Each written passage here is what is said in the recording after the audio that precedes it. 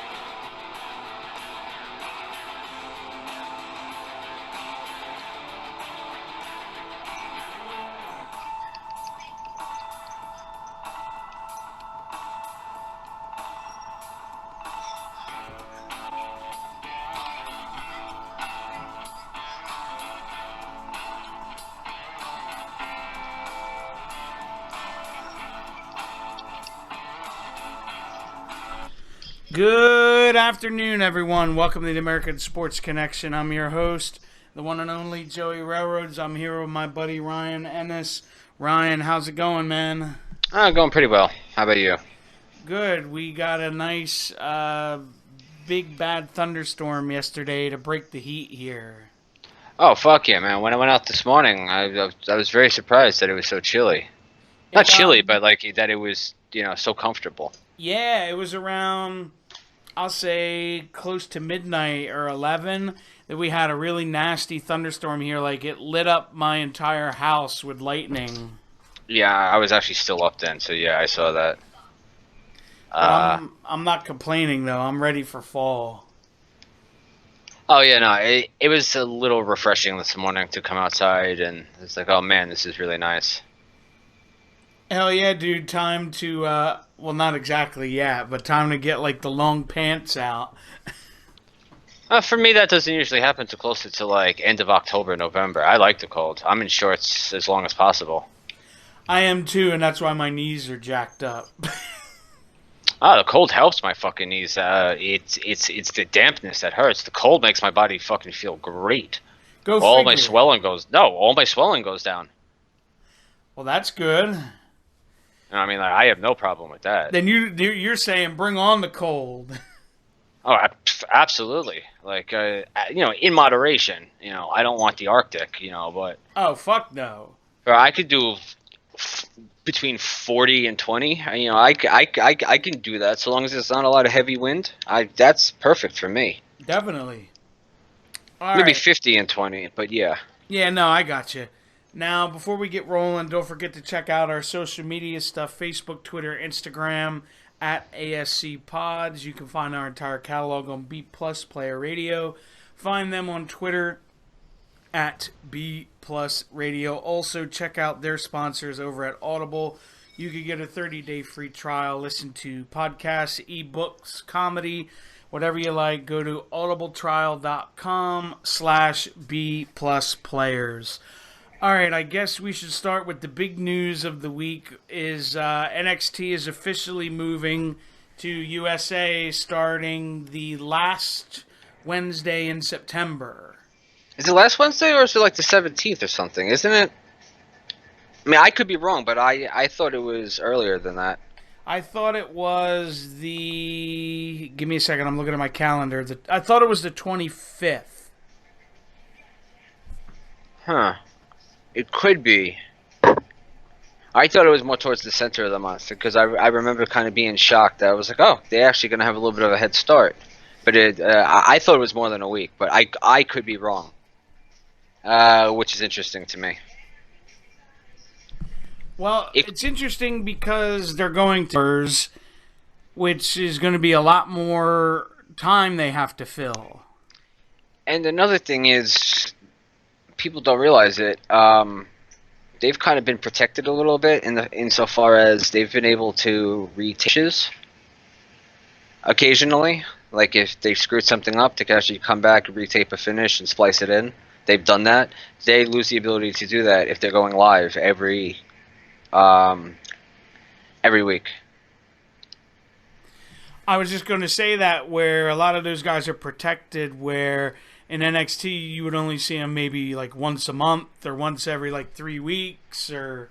Well, if Hunter is definitely the one who's staying in charge, then I think a lot of that stays intact. I just think we'll be seeing more people. I don't know if I hope the frequency in which we see them doesn't go up. Just because it's a 2-hour show doesn't mean that every week, Roderick Strong needs to be on. It's just that more people could fit on the card now, like what they do now, but just in a longer format. I think in some ways, if Hunter stays in control, I think this is going to be better because it's going to be able to allow more people to have an opportunity. Yeah, like people you don't normally see in their 1-hour shows because they're loaded with talent down there. Yeah, exactly. And I think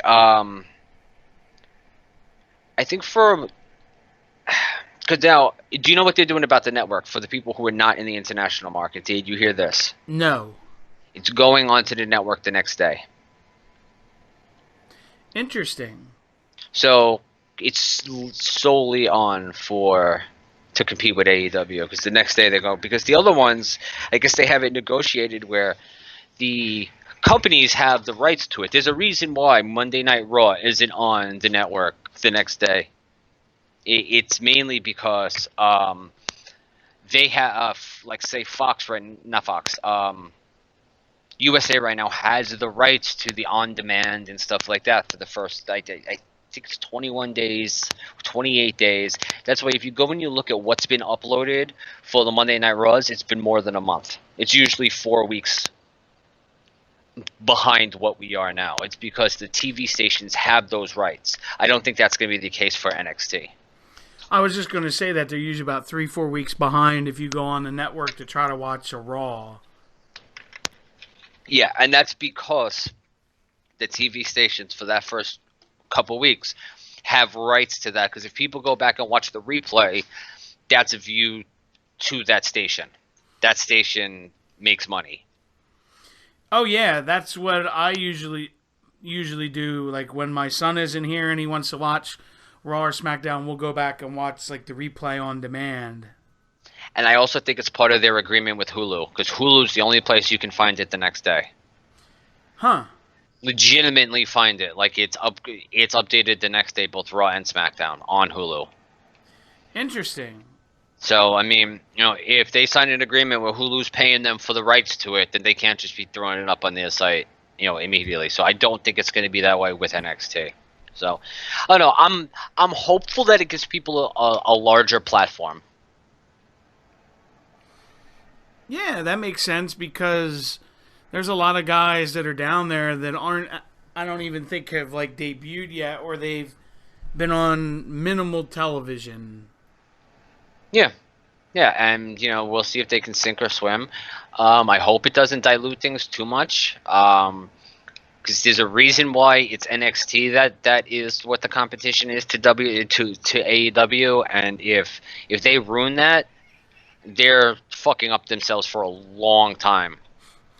Yeah, because this is their future. Yeah, that's basically their minor leagues. Not anymore. It's not. Not anymore. It hasn't been their minor leagues for a long time, and by putting them on television, this is now officially the third brand. This is, in no way are they the minor league anymore.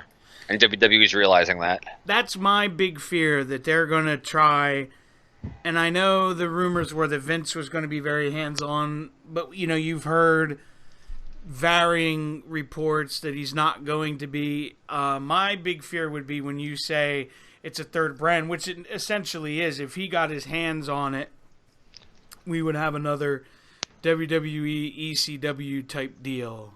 You know what, though? But there's been absolutely no single report out there that says Vince McMahon intends to have anything to do with the thing. It's people's fears. Oh, definitely. There's not one report that I've read that says Vince McMahon is actively considering taking over. It's the assumption. But apparently in a shareholders meeting, he's willing he's willing to let go, because this was I think a shareholders meeting with the owners of the XFL, that if these current projects now start to go well with him letting go responsibility, he plans on really stepping away from the WWE for a time period to focus on the on the XFL. Well, So that I might think, be good for the product then. yeah. So I mean, it's I don't think he's ever going to willfully step away.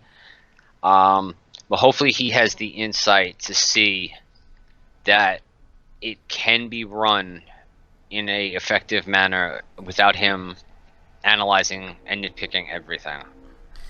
Yeah, where he's micromanaging everything.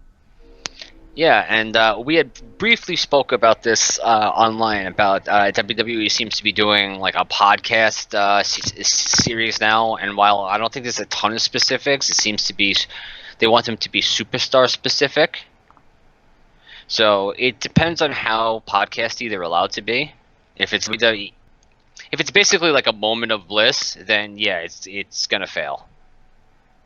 But if it's anything in the same vein as like Austin, or just allowing guys to have a say, like people are actually allowed to talk, I think that could go a long way. I think that's the kind of stuff some fans want. Yeah, like Austin's podcast, for example. I mean, I think a lot of people. I meing, like, it is probably really interesting lives that these people lead. I could see people really interested in like maybe what trying to think of like I don't want to say Seth Rollins, but maybe like a Kevin Owens podcast. That could be interesting. Or guys who could just talk well. Here it I don't is. know. Hang on one second. They have partnered with Endeavor Audio. Okay. What That's else? the name of the company that will develop the podcast network. It says with several superstar focused series. So I don't know if that means that it's going to be like the superstar. Like I don't necessarily know what that means, but it's interesting. I mean, like it depends on what they do. I mean, it depends on how shoot it is or how kayfabe it is. Right, because you remember where they kind of like handcuffed Stone Cold when he had his podcast on the network and he wasn't very happy about it. Was he though? Was he really that handcuffed? 'Cause he seemed to ask a lot of questions. Did he ever come out and say he felt handcuffed? Well, I thought the Vince one he was, full force, and the Triple H one, and then wasn't there another one oh no, it wasn't him. I take it back. That was Moxley who shut down. Yeah, and then it was Jericho that had that I call it a layup podcast with Stephanie where like there were easy softball questions. Oh yeah. Yeah, no, Austin seemed to be really good. He seemed to be on point for that. Yeah, no, the one I was thinking of was Jericho. Oh, okay. Because now I vividly remember that one. It was pretty bad. What, Ambrose's? That one and then Jericho's with Stephanie. Oh yeah, absolutely. But either way, I'm Very curious. pandering. Oh yeah, I'm very curious to see where they go. Yeah, me too. I mean, it's that's something that I find interesting for sure. I mean, I would definitely be interested in listening to wrestler-oriented fucking podcasts. I think that'd be pretty nifty. I already listened to some as is, not like whole episodes, but I'll listen to like bits and pieces. Yeah. Yeah, no, yeah, I think that's real cool. I think that gives a real insight into things that people don't usually get. Yeah, like for example, I'll listen to clips of like JR's podcast and Eric Bischoff's and Bruce Pritchard's. I heard Bischoff's is one of the worst ones that's out there, though.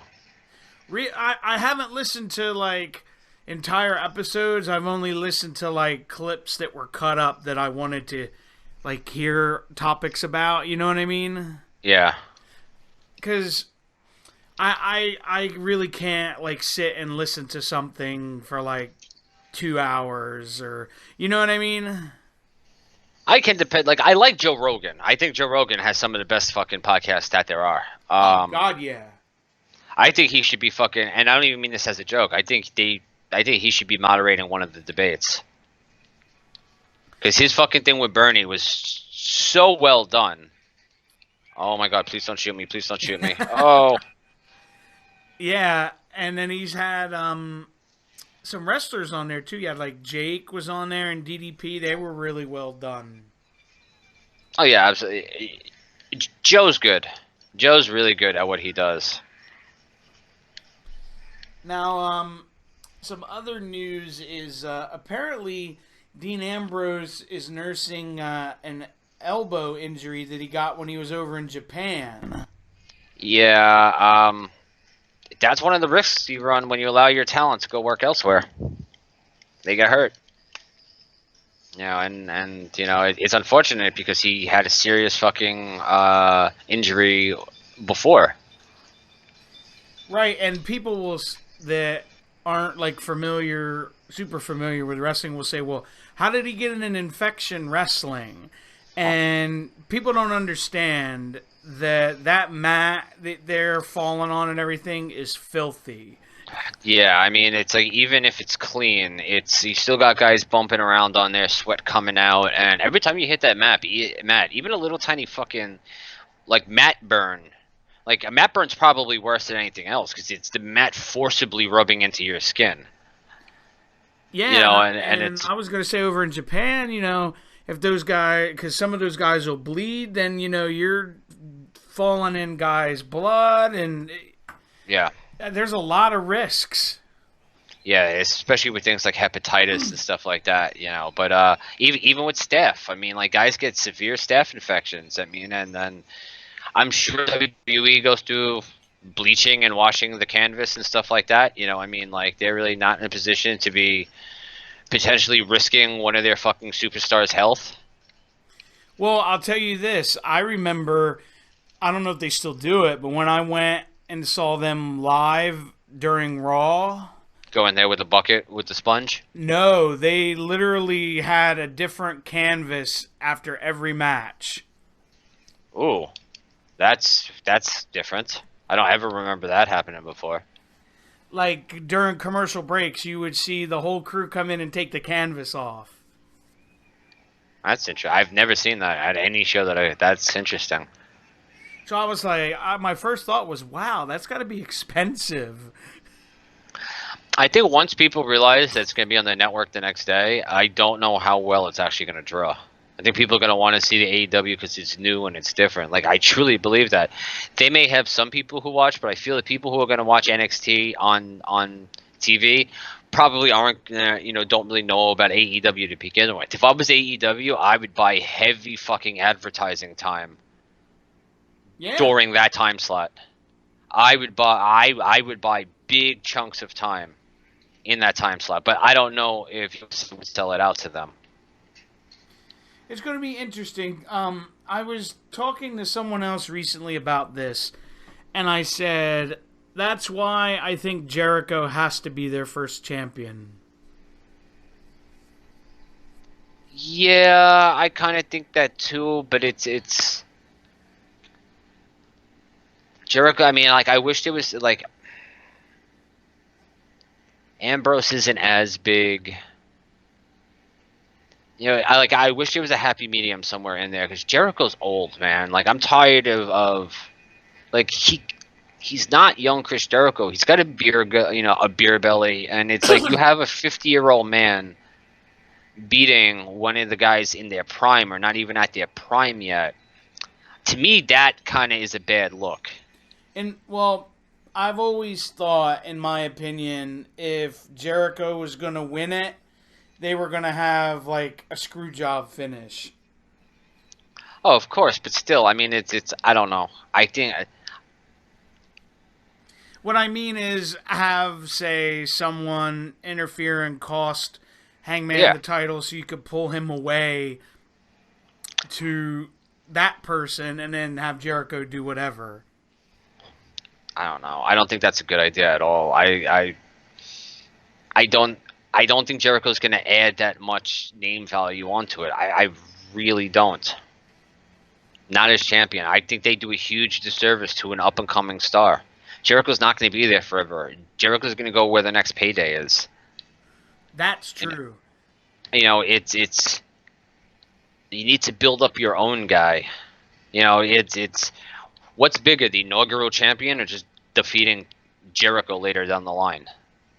You got a point. Like, the first ever champion. Do you really want to? I mean, like, I don't know. I don't make those decisions. But me, I don't know. I mean, like, I could see how it could draw some things, but I don't know. No, I get where you're coming from. I wish it was anybody else other than Jericho. And it's not that I don't like Jericho. It's just his new fucking move is awful. The spinning back elbow. Oh, it's terrible. And it's like he can't win the fucking title with that move.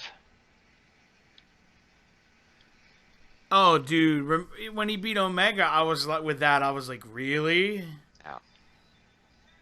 But I don't know. I'm not a fan.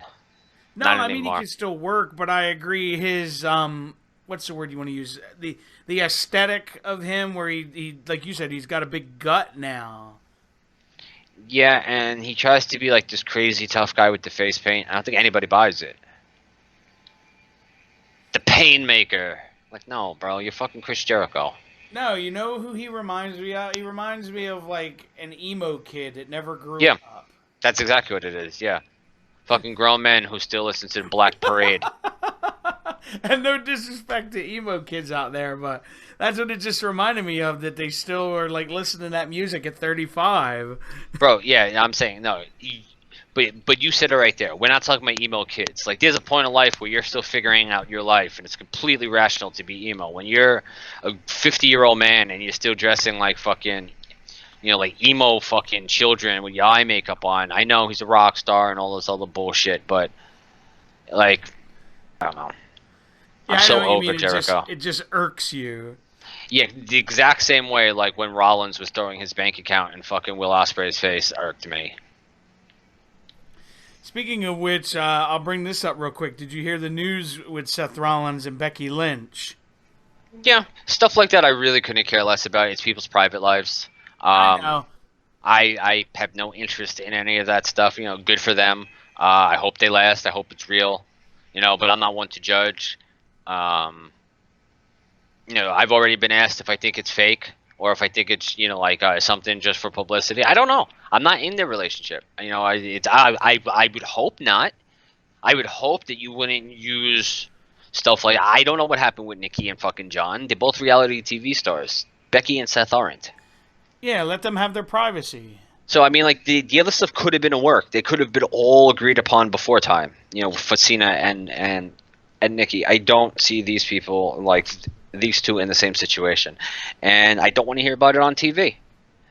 Keep kayfabe stuff kayfabe. Keep non-kayfabe stuff non-kayfabe. I don't want to hear storylines about them. Yeah. I don't give a fuck. I just remembered something I wanted to ask you about that was on Raw this week, and I wanted your opinion. Okay. What did you think? I personally liked him. Did you think of Vic Joseph doing commentary after Jerry Lawler was taken out?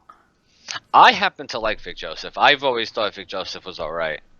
I know I listened to him on 205 and NXT UK, so I'm used to him.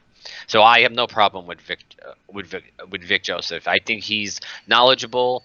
He's a lifelong wrestling fan, and he's not, like, you can hear that in the way he calls things, but it's not over the top passionate. He's just, he's a guy who likes wrestling and knows his shit.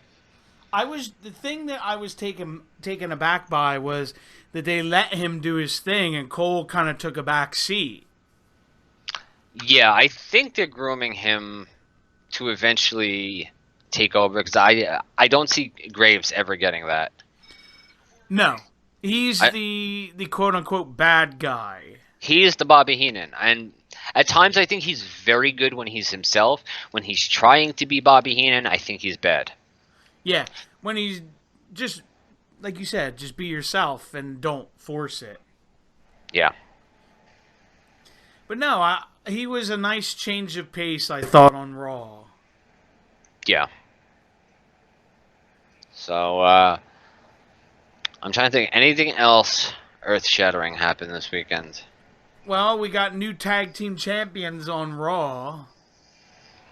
Yeah, I mean, I didn't have a problem with it. I have a feeling I know where this is going, like a million other times. Like, I said it when I watched it. I have not seen, like, look at the crowd react. That reminds me of an Attitude Era reaction. You don't see people, like, the whole background jump out of their seat. Very rarely anymore.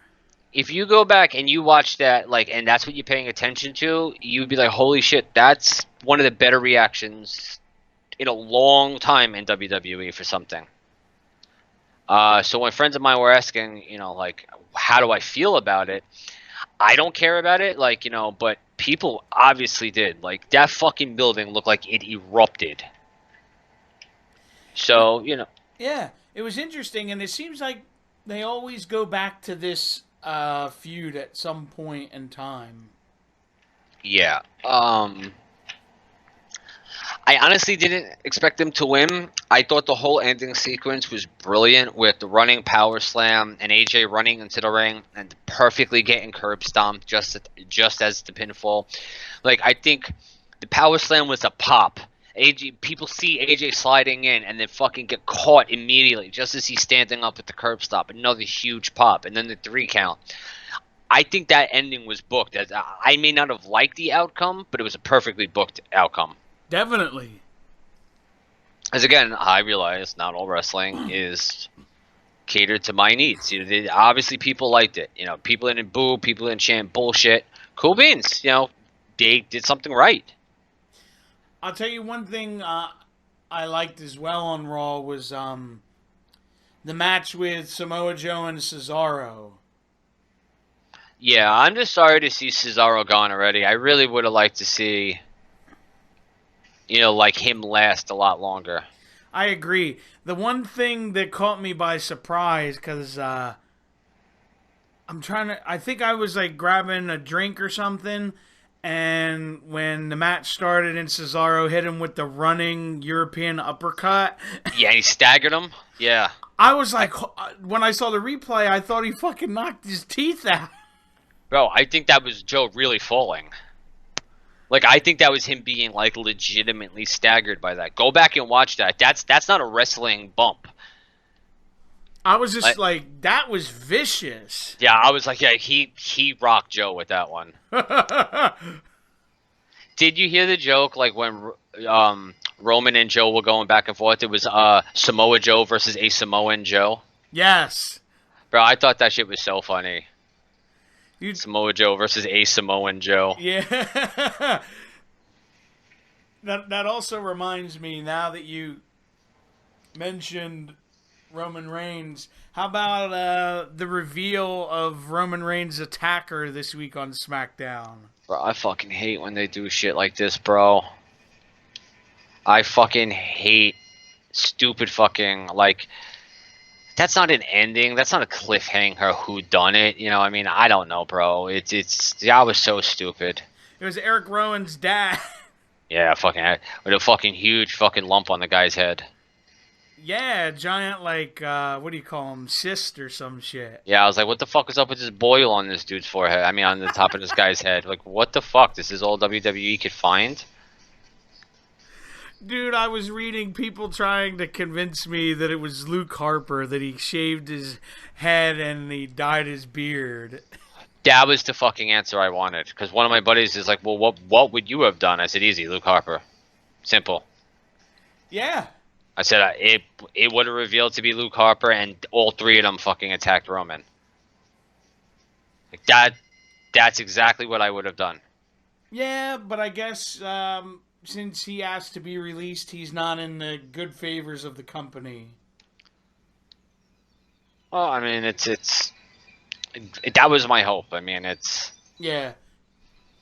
But yeah, no, we got some fucking redheaded lumberjack nobody's ever seen before. They made you wait all night, and that was like the payoff, and you're like, huh? Yeah, I mean, and then it's going to be some stupid explanation on who the guy is, and it's going to end up being fucking Rowan and Daniel Bryan anyway, and the reveal is just... I think they've already fucking jumped the shark with it. Yeah. I will say this, it was cool to see Buddy Murphy again on SmackDown have a really good match with Daniel Bryan. It was really cool to see fucking Buddy Murphy to get a completely 100% clean fall on Daniel Bryan. Yeah. There was no shenanigans there whatsoever. That was Murphy's Law, end of story. I wonder if Bryan was pushing for that. Oh, probably.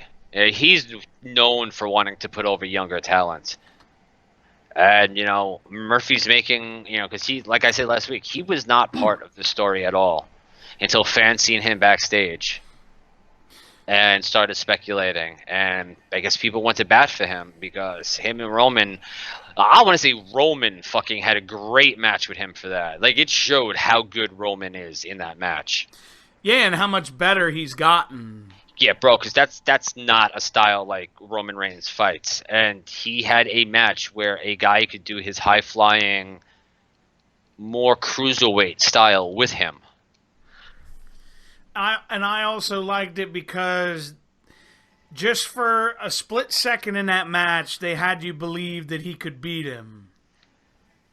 I mean, if you want to get serious, I mean, Daniel Bryan's a more decorated wrestler in WWE than Roman is. Yeah.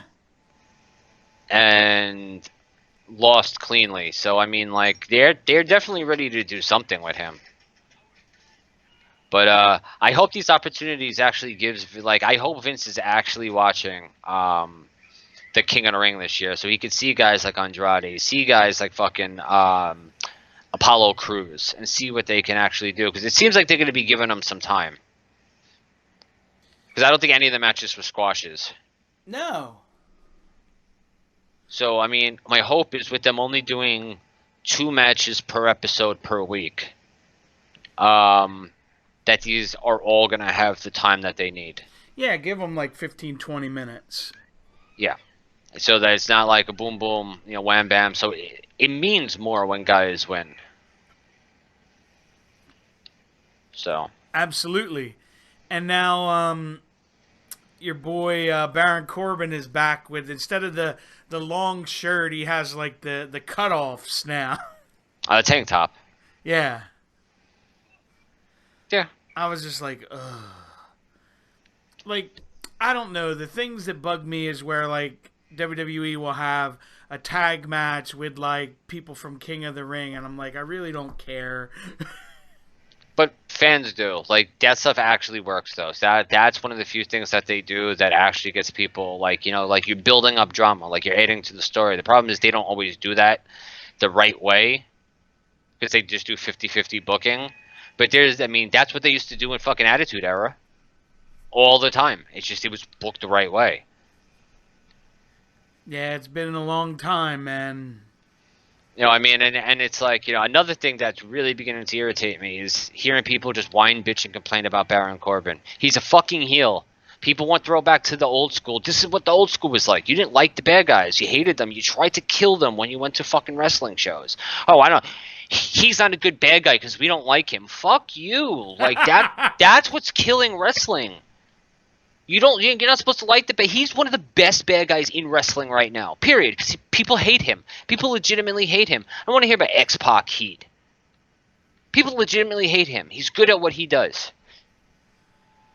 You're right. You know, I mean, granted, I don't think he should be all over the fucking product. Like, that I will agree with. But, no, you fucking hate him. People fucking despise. He shouldn't be there. He doesn't deserve it. Didn't we all say these things about the fucking heels in the 1980s, 1990s, when we thought wrestling was real? What did he do? He cheated to get there. He never does anything on his fucking own. You're right. I don't know. It's just, you know, it's like he's the closest thing we have to like a real heel nowadays because people want to like the heels. It's so hard to be a heel people don't like, you know, and then be good. He's an example of it. I think they pushed him way too hard, way too fast, way too soon. No, I understand what you're saying, where people want to like heels because at the end of the day, they're quote-unquote cooler. You know what I mean?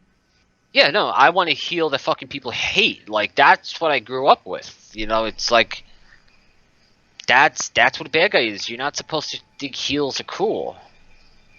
That's what they're trying to do again with Orton.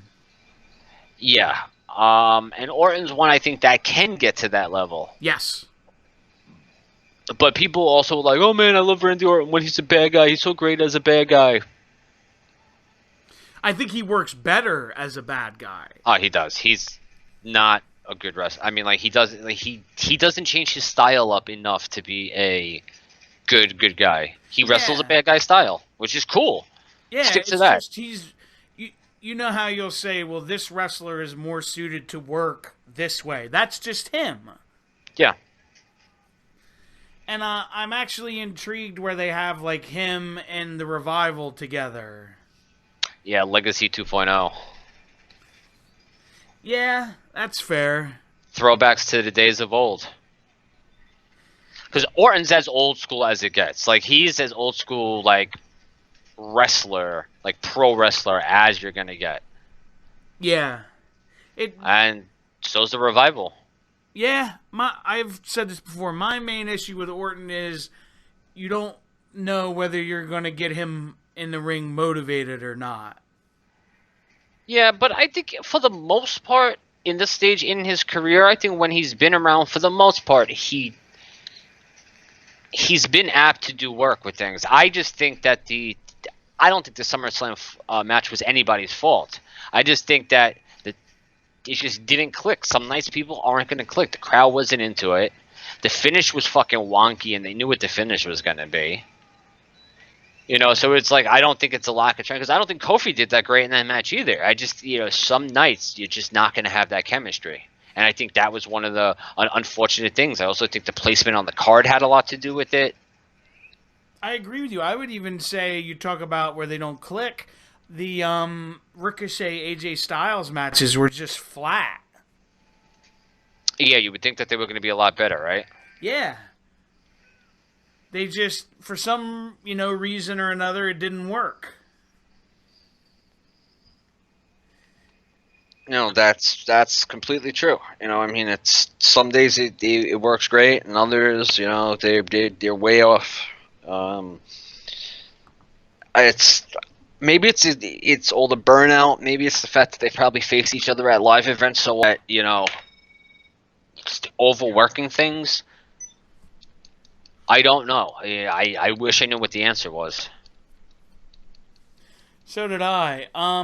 Did you see the promo that Brandy cut on Sean Spears?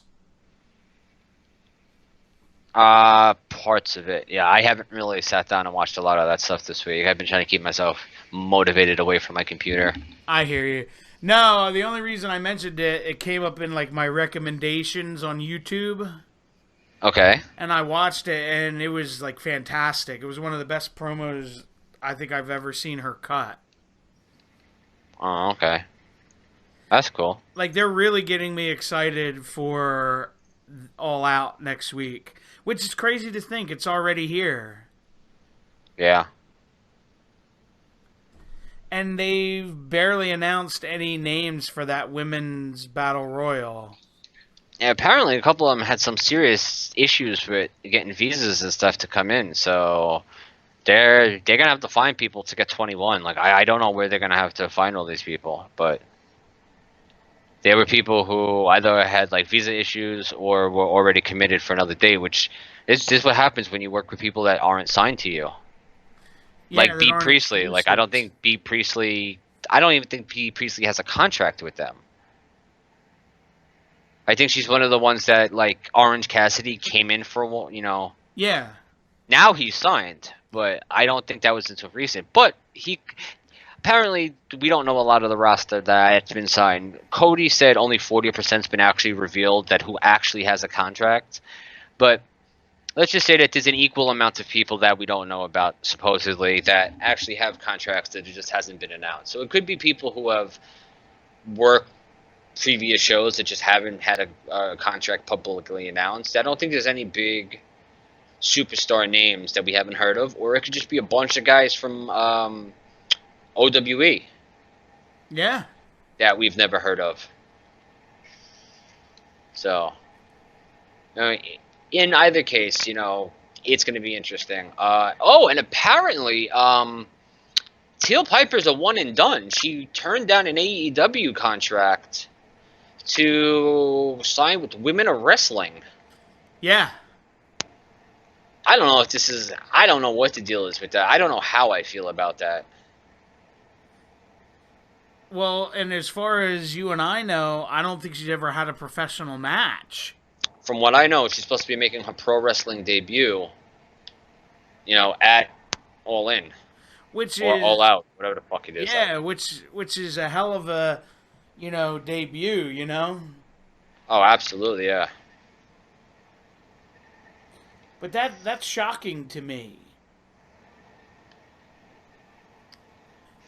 Not that, I guess, I mean, I know Warriors of Wrestling, they're not bad, but I guess that I'm just kind of shocked that she would turn down AEW. Yeah. Unless there's something, we don't know that happened behind the scenes. Yeah, that's interesting. But yeah, I thought that was something. That is something. I don't know who's gonna end up, winning it. It would be nice to fucking see Jazz do something, but I don't know if she signed with them. And I looked something up. Apparently, in that time, she was like 900 days as fucking champion. I think she only defended the title like 5 or 6 times. Like, it wasn't like she was fighting all the time for these. Like, it doesn't look like she had very many defenses of that fucking title. Oh, wow. It's kind of like how Moolah had the fucking title for 20 years. She had the title, but like there was nobody to fucking fight. That's unfortunate. I know she wrestled Maria Manic a couple months back, but other than that, I'm not really familiar. Yeah, so. Oh, well, for her. I mean, like, I love her anyway. I think she's great. She's badass, man. That's one tough woman. Oh, fucking absolutely. Like, I would not want to get in a dark alley with her. Her or her fucking husband, Rodney Mack. Hell no, dude. I'm trying to think of anything else that's happened this week that's interesting. I don't think anything big. I mean, I don't like the fucking Kevin Owens angle with fucking Shane at all. Oh, it's terrible. I don't like how this changed. I don't like how he's just like a bitch. Fucking apologizing and shit. Like, Austin never would have apologized. Like, what the fuck? It makes me believe it's going to lead to them having, like, a rematch, and then Shane will finally leave. I mean, we can only hope, but, it's... But yeah, that stuff's terrible. Can you give me 1 second? Yeah.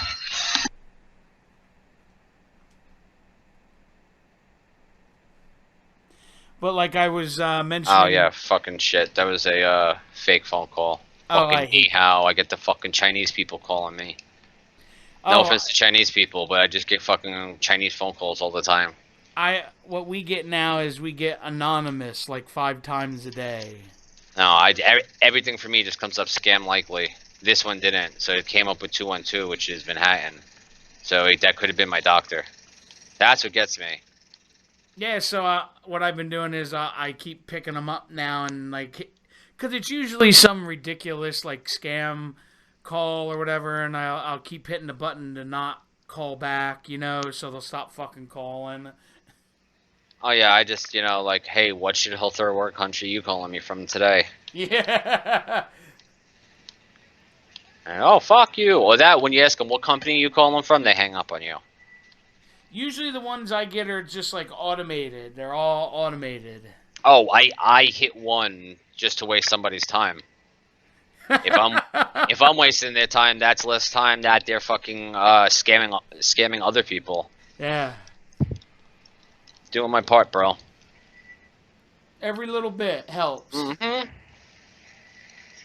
But yeah, I don't know if there's anything else. I mean, it was kind of a boring fucking weekend. I mean, a boring week regarding wrestling, as far as that I could tell. Yeah, it really was.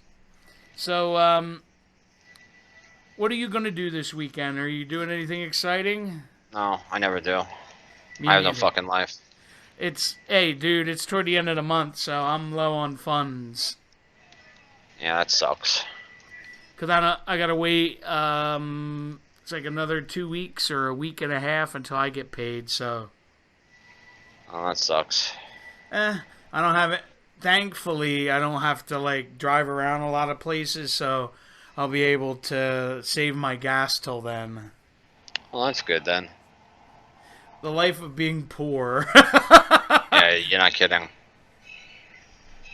But no, But nothing really exciting. I think I'm just going to take it easy this weekend because it's the last weekend before Labor Day weekend. oh, this is true. Which I actually thought it was Labor Day this coming weekend, like, because it's been going so fast. Yeah, it's next weekend. But on that note, we're going to get out of here for today. So don't forget to like, comment, subscribe, share, give it a thumbs up, all that good stuff. And we'll see you back next week. Have a good Adios. day, everybody.